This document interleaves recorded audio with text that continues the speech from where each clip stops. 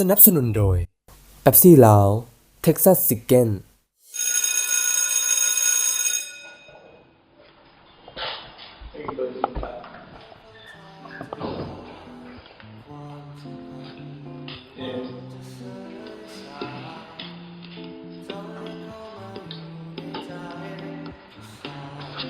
เฮ้ยโอ้ฮะกูขอเปลี่ยนบอลหนังกับมึงแน่เปลี่ยนบอลกูมเปลี่ยนที่ไหนนะวิชานี้กูบ่เข้าใจกูอยากนั่งใกล้อาจารย์มาแปลกเลยนี่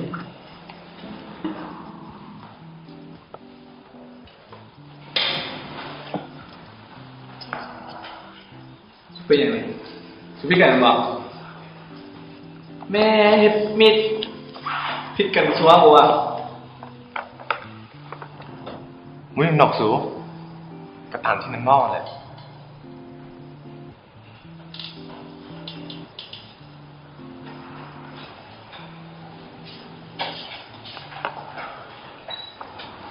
第一，做了也没问题。还是比不对的。เว้ยเดี๋ยวเอ้าก็แนวโสดแล้วเด้ก็ต้องโปรโมทตัวเองหน่อยนึงเพื่อสิมีคนมาลงมีนี่แหละมึงรู้สมมติเป็นอะไร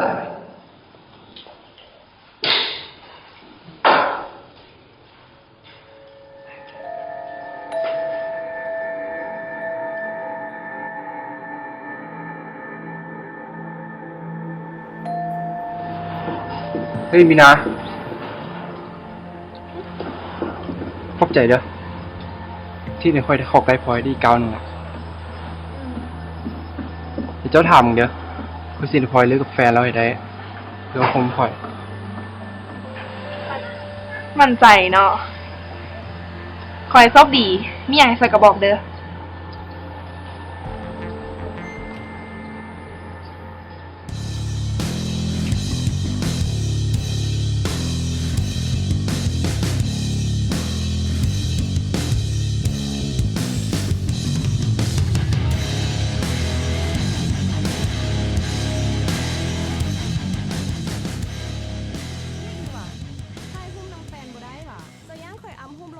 ทีนี้คนเห็นว่าเจ้ามีแฟนแล้วสิว่ะจะไปยังจริงๆก็คุมตัดซ้ายเลยเด้อแต่แห้งเลยได้เอาพอเล็ดยิ้มเดี๋ยวเจ้าคุมเงื่อนไก่แฮะใช่มา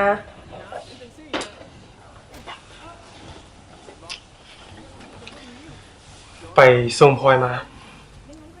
หิวคอบ่ซื้อไก่มาให้ไปใส่จานให้กินได้ไหม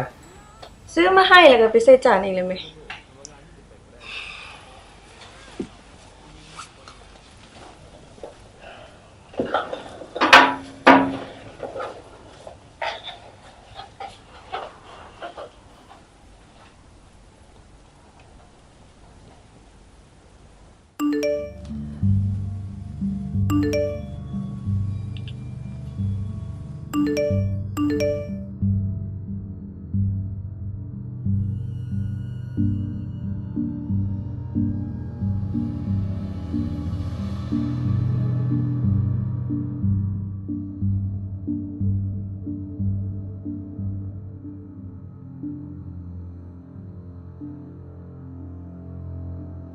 วันนี้ก็ต้องกินเมาหลายนิดตันไม่เป็นเหี้ย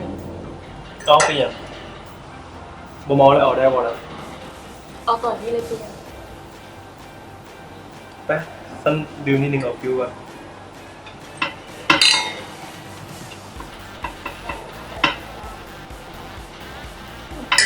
เดี๋ยวเจ๊ไปเข้าน้ำกันเด้อ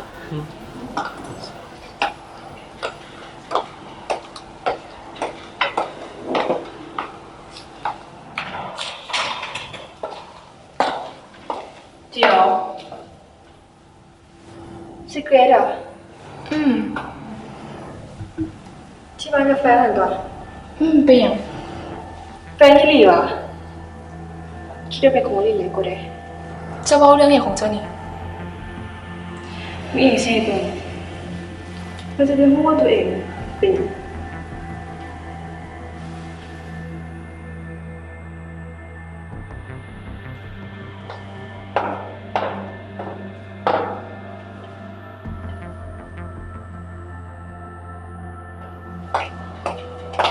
เอาเห็นอย่างกับมาซ่าเนี่ยเจ้าชื่อเป็นไส เจ้าตัวข่อยตัน เจ้าตัวเจ้าลมข่อยคนเดียว ทั้งที่ข่อยเป็นคนที่เท่าใดของเจ้ากับบูฮู คอยพูดเรื่องของเจ้าว่าหยัง คือเนาะเฮ็ดอย่างลงไปเจ้ากับฮูอยู่แก่ใจตัน เกรดเจ้าจะไปใส่เจ้าจะไปใส่เจ้าเป็นเหี้ยอย่างวะ เป็นเฮี้ยอย่างวะ ก็เป็นเฮี้ยคือมึงนี่เด้ เกรด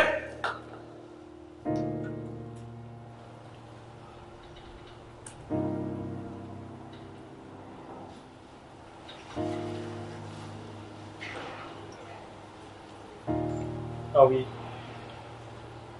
แฟนเจ้า เจ้าอีบอกอย่างเรา ก็บ่ได้เว้าอีกนะ ก็แค่หุ้มให้เบิ่งก็บ่คิดว่าเราสิมาไว้ให้เจ้าขนาดนี้ เจ้าก็มักยุ่งเรื่องข่อยเถอะวะ ก็ค่อยจะใช้คำว่าแฟนกับเจ้าบ่แม่นหวะเห็นเจ้าลมคนอื่นค่อยสิโอเควะ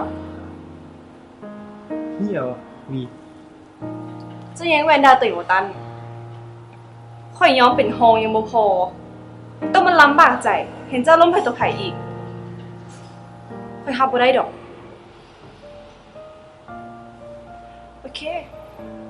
ค่อยว่าค่อยคนพอเท่านี้ค่อยอีตุ่นหมูค่อย ถ้าเจ้ายังอยากรักษาพลอยไว้อยู่ค่อยว่าเจ้าควรพอ ส่วนเรื่องคลิปค่อยใช้ทุกอย่างเพื่อบ่ให้มันหลุดเพื่อบ่ให้พลอยมันฮู้พูดไปก่อน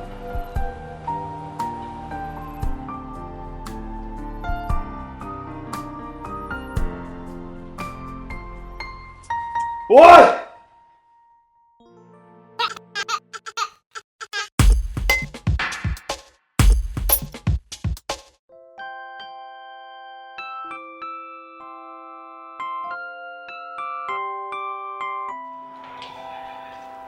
เจ้านี่เองมาที่เที่ยวออกก็ได้ไม่ค่อยเรื่อย ข่อยบ่ฮู้ ๆบ่ฮู้ละเฮ็ดหยังซะนะ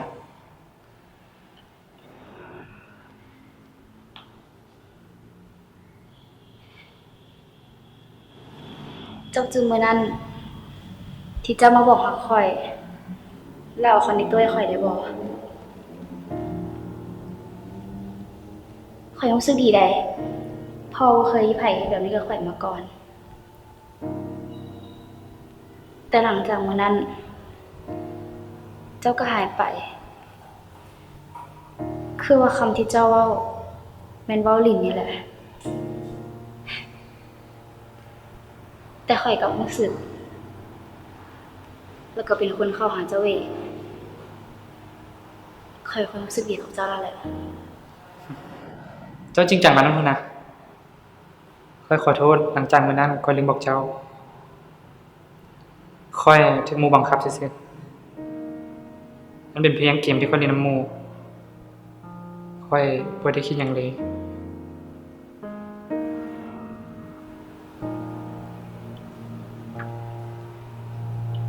บ่ได้คิดหยังเลยว่ะ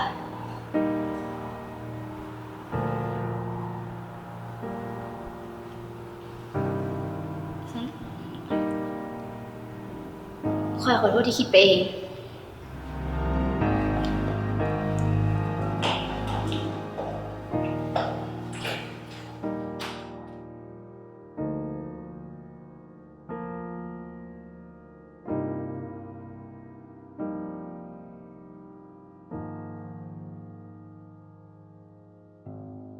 เล็กกับบริเฮ็ดจังซี่กับทุกคนได้ล่ะ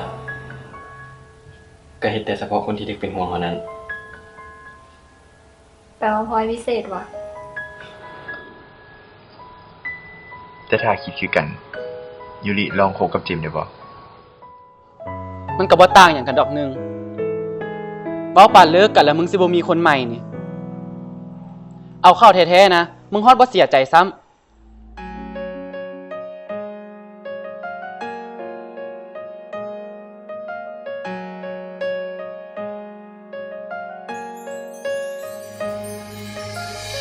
ความจริงที่เคยเห็นก็คิดว่าเฮานั้นหาใกล้แค่กันแต่ค ความจริงที่ค่อยได้เป็นเพียงคนที่หูจักและคุ้นเคยทุ่มให้เจ้าหมดใจเทให้เจ้าสุดใจบ่ทันคิดว่าเจ้าจะล้ำคาญกันเจ้าได้บอกออกไปเพื่อให้ค่อยได้หูว่าเจ้าคิดได้เพียงเพื่อนกันมีบางอย่างที่ค่อยนั้นควรเข้าใจอยากรู้ว่าเจ้านั้นต้องการสิ่งใดที่เข้ามาคือเจ้าเป็นห่วงและคือเจ้าใส่ใจสุดท้ายมาหลอกลวงกันให้เจ็บทรมานค่อยบ่ฮู้ว่าเจ้าบ่สนใจกันค่อยบ่ฮู้ว่าเจ้าบ่เห็นความสำคัญบ่ฮู้ว่าเจ้าบ่คิดเหมือนกันได้ปล่อยต่อไปใจให้เจ้าไปซึ่งแล้วกับคนที่มาให้ใจทำลายความหักและคิดว่ามันปันไปคืนนี้ขอไปอีกไกลจากสิ่งที่เห็น